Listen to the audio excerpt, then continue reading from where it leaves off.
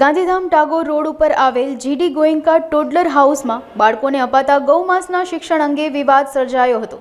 જોકે ગૌરક્ષક રાજભા ગઢવી દ્વારા શાળા સંચાલકોને મળી આ બાબતે સવાલ કર્યો હતો, પરંતુ ગૌમાંસ અંગે કોઈ કહેવામાં આવ્યું ન હોવાનું તેમણે જણાવ્યું હતું। આ અંગે શાળા દ્વારા ફી માફી પત્ર પણ પ્રસિદ્ધ કરાયો છે અને પ્રિન્સિપાલ આંચલ નાનકાની દ્વારા પોતાની સ્કૂલના સીસીટીવી ફૂટેજમાં બાળકોને માંસ ન ખાવા શીખવવામાં આવી રહ્યું હોવાનું જણાવ્યું હતું। ગોયંકા વિષયનો વિષય એવો હતો કે હાલે સવારથી જ એક પેપરની કટિંગ વાયરલ થતી હતી, જેમાં ગોયંકા સ્કૂલનું એક પેપર કટિંગ હતું, જેની અંદર પ્રશ્ન પેપર હતું।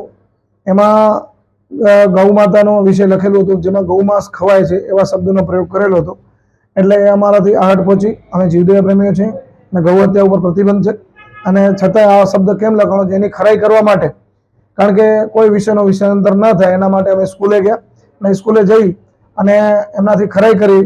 પણ ટ્રસ્ટી મંડળને મળ્યા, સ્કૂલના પ્રિન્સિપલને મળ્યા અને જે ટીચર દ્વારા આ વિષય લેવામાં આવ્યો હતો એમનાથી પણ મળ્યા। પણ વિષયની સાથે એમના સાથે મેં એમને એ જ કીધું કે ભાઈ જે આ શબ્દનો પ્રયોગ કરવો એ યોગ્ય નથી, અને શું કામ કર્યો આ વિષયનો પ્રયોગ, એના માટેનો અમે જે એમના સાથે વાતચીત કરી ત્યારે એમણે એમના વિડીયો માધ્યમથી, સ્કૂલના જે કાલનો વિડીયો હતો એના માધ્યમથી પણ એમણે બતાવ્યું કે આ વિષય કે ગૌ માતાનું માંસ ન ખવાય અને દૂધ ખવાય, ઘી ખવાય, પણ ગૌમાંસ ન ખવાય એવો એ નાના બાળકોને પ્રેરણા આપતા હતા।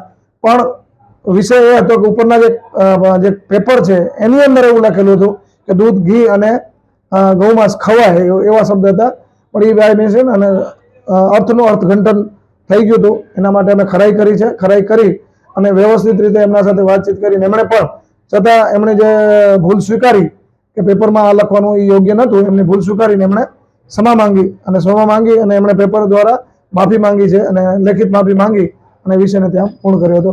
પણ વિષય એમના ટીચરો સાથે પણ ચર્ચા કરી, એનો વિડીયો પણ અમને બતાવ્યો છે અને વિડીયો જોતા અને બધું જોતા એવું લાગ્યું કે અર્થનું અર્થઘટન થયું છે। એટલે આ વિડીયો આપણા ચેનલના માધ્યમથી પણ કહું છું કે વિષય હતો જે હતો એ ક્લિયર નથી અને જે દેખાય છે એવું હતું નહીં। એટલે વિડીયો એમને જોઈને અમને એવું લાગ્યું કે આ વિષયનું અર્થઘટન થયું છે।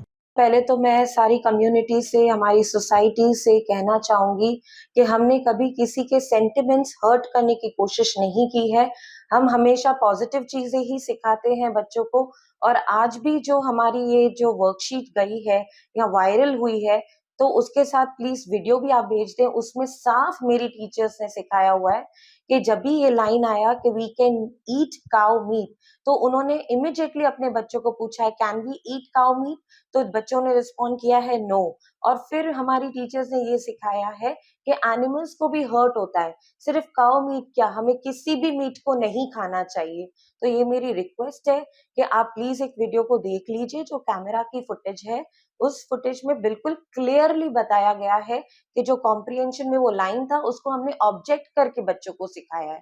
हम खुद काउ लवर्स हैं, हम वर्शिप करते हैं, तो हम क्यों किसी को सिखाएंगे कि हमें मीट खाना चाहिए।